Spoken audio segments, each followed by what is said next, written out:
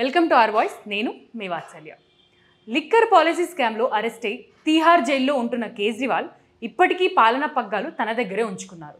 అంతేకాదు, ఈడీ కస్టడీలో ఉన్న తొలినాళ్లలో అక్కడి నుంచే 2 రకాల ఉత్తర్వులు జారీ చేశారు. అందులో మొదటిది ఢిల్లీలోని పలుచోట్ల మంచినీటి సరఫరాకు సంబంధించిన అంశం. దీన్ని ఆ శాఖను చూసుకుంటున్న మంత్రి అతీషీకి పంపించారు. అయితే కనీసం పెన్ను, పేపరు, కంప్యూటర్ ఏదీ లేకుండానే ఉత్తర్వులు ఎలా పంపించారనే విషయంపై ఇంకా క్లారిటీ రాకపోయినా పాపం జైల్లో ఉన్న కేజ్రీవాల్ మనస్సంతా ఢిల్లీ ప్రజల మీదే ఉందని సదరు మంత్రి అతీషీకి కేజ్రీవాల్ పంపించిన పేపర్ చూపిస్తూ కన్నీళ్లు పెట్టుకున్నారు. అప్పటికప్పుడు డ్రామా వర్కౌట్ అయినట్లే కనిపించింది.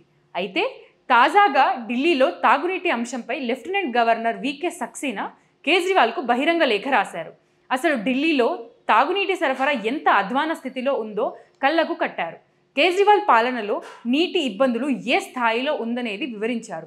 ఇటీవల ఈశాన్య ఢిల్లీలోని ఫార్ష్ బజార్ ప్రాంతంలో సాధారణ కుళాయి నుంచి నీటిని పట్టుకునే విషయంలో పొరుగువారితో గొడవపడ్డ ఘటనలో ఓ మహిళ హత్యకు గురైంది.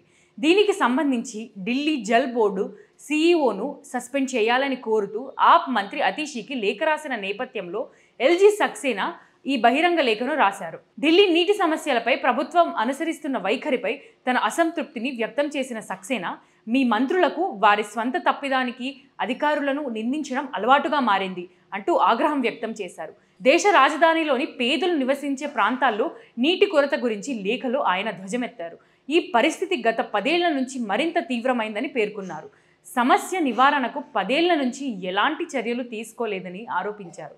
ఇదేమీ ఇప్పటికిప్పుడు వచ్చిన సమస్య కాదన్నారు. మంచినీటి సమస్యపై గతంలో మీడియా ప్రచురించిన కథనాలను, వీడియో క్లిప్పింగులను కూడా ఈ సందర్భంగా విడుదల చేశారు. ఆప్ మంత్రి అతీషీ ఒక విషాద సంఘటనను రాజకీయ ప్రయోజనాల కోసం ఉపయోగించుకుందని ఆరోపించారు.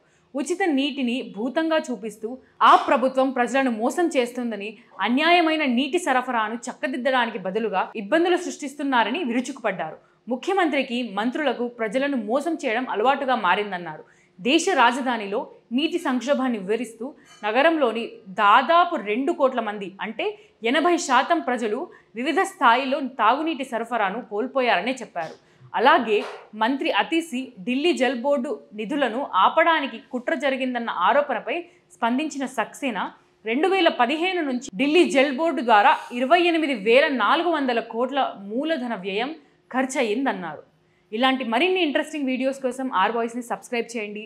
నచ్చిందా లైక్ చేయండి, అందరితో షేర్ చేయండి, కామెంట్ చేయండి.